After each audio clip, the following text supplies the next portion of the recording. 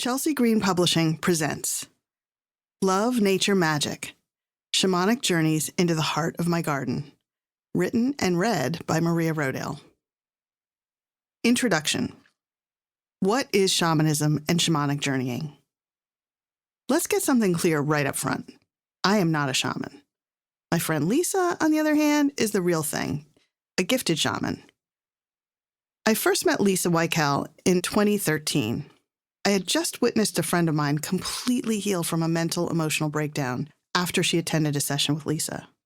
One of my friend's doctors, who very wisely involves unique healing modalities in her approach, had referred her to Lisa. My friend's healing was so transformative, and her story to tell, not mine, that I summoned up the courage to go see Lisa myself. As a then CEO of a health and wellness publisher, I felt it was my duty, as well as my passion, to explore the frontiers of healing as safely as possible. I had no idea what to expect, but Lisa looked normal. Short gray wavy hair, comfortable clothes and shoes, wearing a bit of spiritual-looking jewelry. She drove a Prius. I learned she's a mom of 3 sons, and she has a sly sense of humor, a devoted husband, and a variety of Boston Terriers and cats. She's also a lawyer. I felt safe with her. According to Lisa, shamans are energetic healers of the human spirit, quote, who travel into other realms of consciousness in order to work with spirits on behalf of individuals or their communities, end of quote. She explains, quote, historically, shamans were usually either born to the work, displaying certain characteristics, abilities, and gifts that were recognized as such within their culture, or were essentially conscripted into it via a near-death experience. Many were mentored, and still are, in indigenous cultures especially, by other shamans within their community. This process is a bit different in cultures like ours that have, until around the mid-20th century, dismissed shamanic states of consciousness as ecstasy or even psychosis. Lisa was introduced to shamanism and shamanic journeying in the early 1990s by anthropologist Michael Harner, the author of a classic book called The Way of the Shaman. After journeying herself for 10 years, she was, quote, unexpectedly initiated and set upon the path of shamanic healing by the Tuvan shaman Alden Harel Chudalar while in Siberia, at the direction and with the permission of Professor Mongush B. Kenan Lopson. That's also Lisa's story to tell. Footnote. Professor Kenan Lopson was named a living treasure of shamanism by the Foundation for Shamanic Studies for his heroic work in preserving shamanism in the Republic of Tuva during the Soviet era, when the government attempted to eradicate indigenous practices. She was then trained in more practical healing methods by the Four Winds Society, which was founded by Dr. Alberto Villoldo, a medical anthropologist and author of many books on shamanism. But I didn't know all this back then. All I knew was that I was lying on a blanket on the floor of Lisa's private office in Bucks County, Pennsylvania, about to be, quote, worked on, unquote. The session lasted only a few hours, but it was nothing short of miraculous for me. Turns out I had a lot of healing to do, from a recent divorce, a challenging family history, and a few other traumas collected over lifetimes. She introduced me to my power animals, and she gave me a new life contract authored by my very own soul, with Lisa being the scribe. She told me to burn the old one. I did. I'm not going to tell you what my power animal is, or what my life contract says either. These are obviously very personal and not what this book is about. Power animals, also called spirit animals or totems, and spirit guides, are the way nature and spirit reaches out to us to connect, guide, and protect us, regardless of our race, religion, gender, nationality, ethnicity, or sexual orientation. A spirit guide may appear as animals, angels, ancestors, or other mythological beings. According to Lisa, most of us are born with 1 or 2 power animals or allies who guide and protect us throughout our lifetime. Guardian angels, if you will, while others come and go as needed. A power animal is a very special relationship, built over time on trust, intimacy, and confidentiality. There's no reflected glory benefit from having a certain type of power animal. The power comes from the relationship, which is up to each of us to cultivate and honor. If we use the relationship properly, the power grows and grows. If we abuse the relationship or use the power for selfish or harmful purposes, the power may be withdrawn. In that way, it's like any true friendship. Here's something very important about shamanism. Just because someone says they're a shaman, like the QAnon organic shaman guy who stormed the U.S. Capitol on January 6, 2021, or even has studied as a shaman, that doesn't make them a good shaman. Power is power. Some use it wisely, others use it for less than noble purposes.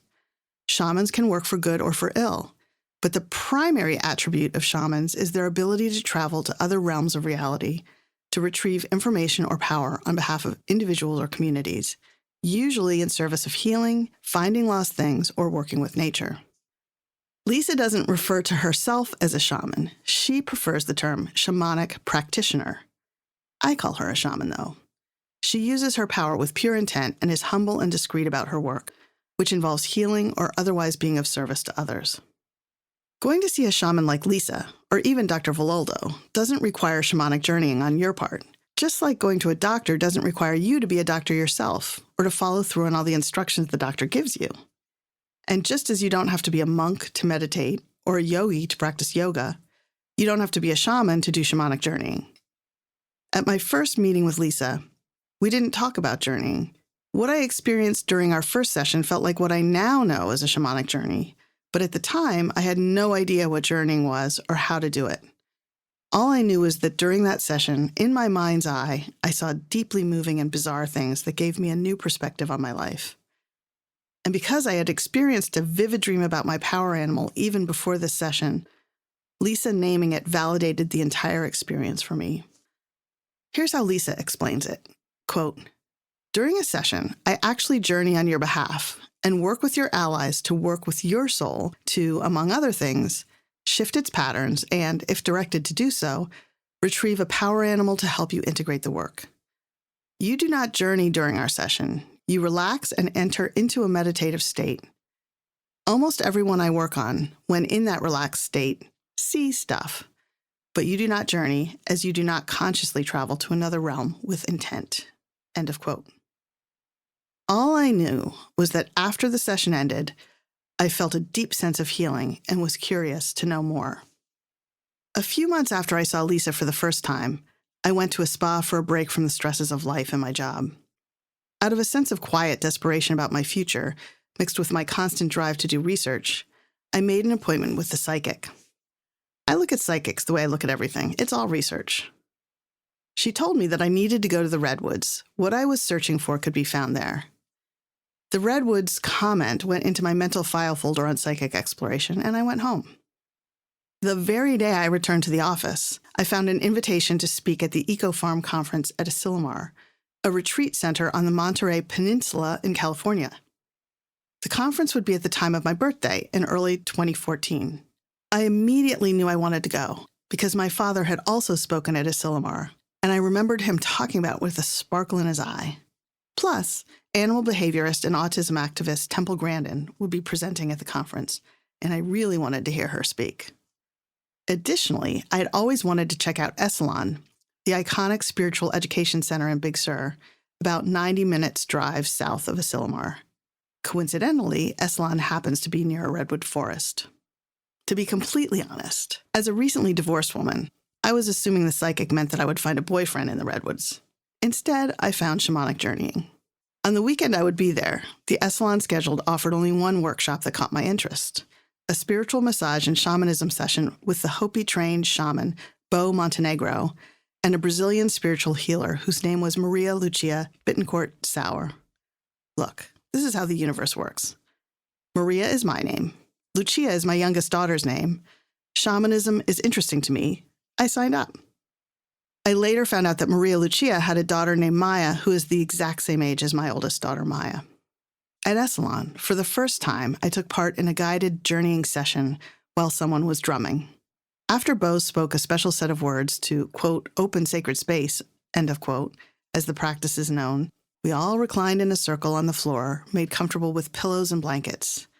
The lights went out, the blinds were drawn, blocking the incredible views of the Pacific Ocean, and Bo softly, steadily beat the drum.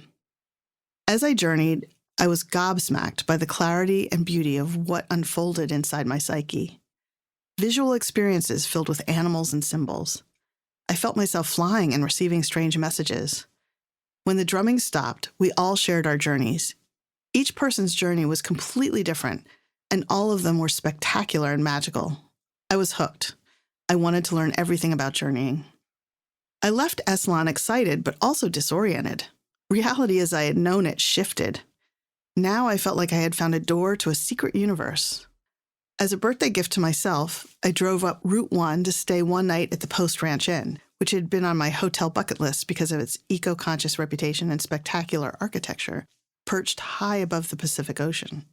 The inn offered sessions with a shaman, but I hadn't had time to sign up. Instead, in the gift shop, I bought the book Dreaming Your World into Being by John Rasmussen, who was the house shaman at the inn. The universe was giving me clues that this was a path I was invited to walk on. I had no idea where it would lead, but I would follow wherever it went because it was so fascinating. When I got home, I downloaded a drumming app simply called Drum Journey by Mindful Bear Apps and started journeying even more on my own. I read everything that showed up on my trail of books, which is what I call the magic of finding just the right book, film, or documentary exactly when you need it most.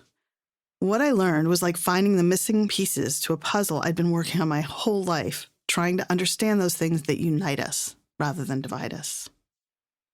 In almost every culture around the world, there is some tradition of shamanism and shamanic journeying. These ancient indigenous traditions of seeking knowledge, insight, and communication with spirit guides in other realms involve shifting your consciousness, often through the use of a rhythmic sound, usually a drum or rattle, although the shift can also be achieved through dance or the use of other sounds. Dr. Michael Harner may be the person who is most responsible for bringing shamanism and shamanic journeying into contemporary Western, white consciousness. Dr. Harner identified what he called core shamanism, the shamanic practices that are similar all over the world. The word shaman comes from the Siberian word saman, which means one who knows or one who sees. But every culture has its own word for the important role a shaman plays. In Peru, the Pacos of the Quero people, high in the Andes, access other realms on behalf of their community and are charged with responsibilities from healing to acting as intermediaries with elemental forces. Mexico has curanderos and curanderas and the Nagual tradition of the Toltec, among others. Don Miguel Ruiz, author of The Four Agreements, comes from this tradition. In North America, many indigenous people use the term medicine people, which is an English term. In Australia, the Aboriginal people have healers called Ngangkari. The Nordic countries have a female shamanic tradition called Scythe. And the reindeer-herding Sami, also from the Nordic countries, have their own powerful shamanic traditions. The Dagara culture of West Africa calls their shamans Boburu. The Zulu of South Africa call them Sangoma. There is even a Netflix anime series, Shaman King, that deals with Asian shamanism. Basically, there are as many names for shamans as there are cultures in the world. But often, shamans have been persecuted and killed. In North Korea, shamanism is still banned, and shamans can be executed because they represent the past and not the modern future. Quote, "This was true in Siberia as well," Lisa explained to me.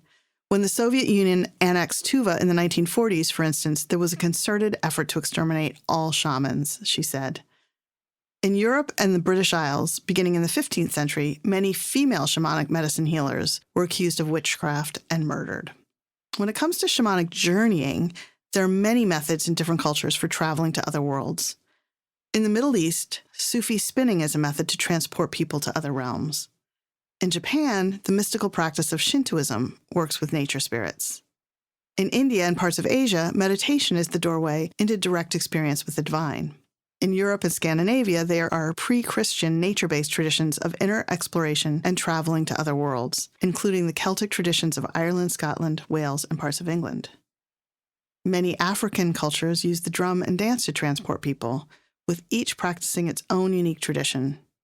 In South and Central America, drumming and dance are powerful traditions of spiritual transportation. Journeying is different than meditation, however. Meditation is primarily a process of quieting the mind, whereas journeying is a method of activating a different part of the mind to visit other realms. This is by no means a comprehensive list of names, places, and types of journeying, or an in-depth explanation. Sadly, much history of shamanism has been lost due to religions and politicians trying to eliminate the individualistic power of shamans.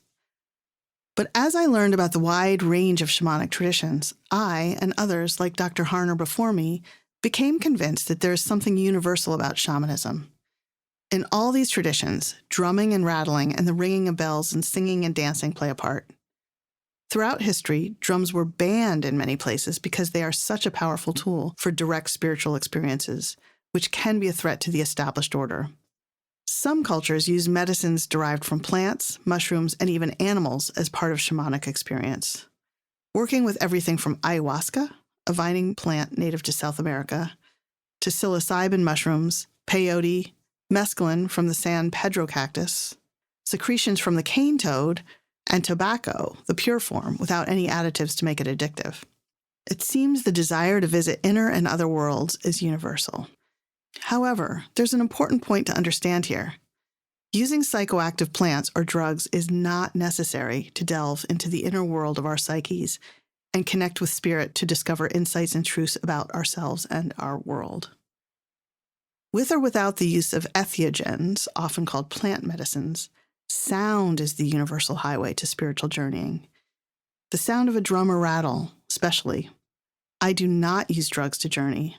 I've never tried ayahuasca because I really don't like to throw up. As a mother of 3 daughters and the owner and CEO of a third-generation family business that employed hundreds of people, I didn't have the time or interest to travel into the heart of the Amazon and risk getting sick or worse. The great news is that I discovered I didn't need to take any hallucinogens or embark on gonzo adventures to visit other realms. All the journeys I describe in this book were done without drugs, unless you count coffee, and in the comfort of my own home. Global shamanic practices are part of the worldview, or cosmology, known as animism, which is the belief that everything has a soul and is alive and is connected, or pantheism, which is the belief that God is the universe and the universe is God. Shamanism, if respected properly, can peacefully coexist with any religion, precisely because it is not a religion. Studying religious history is one of my lifelong hobbies. I have come to believe that all religions arose from local cultures trying to make sense of, honor, and control the world around them, and help people find and stay on their path. Many religions are tribal and focused on maintaining a cohesive group identity. Others are more focused on empowering the individual to find their own way. Religion has served an important role in human evolution, and so have indigenous spiritual practices. Again, shamanism is not a religion, it is a practice. I'm not trying to convert anyone. There's no group to join, no dogma, no leader, no guru, no rules. You don't even need to believe in God. You can profess any religion you want and still appreciate and work with shamanic journeying, or consult with a shaman. And just like any practice, the more you do it, the easier it gets. The more I have learned about shamanism, the more I am impressed by the academic credibility of the people who have studied it. These are not people who wanted to become gurus or invent some new age pseudoscientific fantasy. They are scholars who are genuinely curious about understanding indigenous healing, and they worked closely and respectfully with various local experts and came to understand that shamanism is a key method to help people heal, find wisdom, and develop a direct connection with spirit. Whether that spirit is outside of us or inside of us may not really matter. What matters is that shamanic practices really help people heal and deepen their understanding of themselves and the world around them. It's important to note that Dr. Harner and others worked with the willing encouragement of indigenous shamans to translate these practices for the benefit of all. After all, there's a species to save: humans.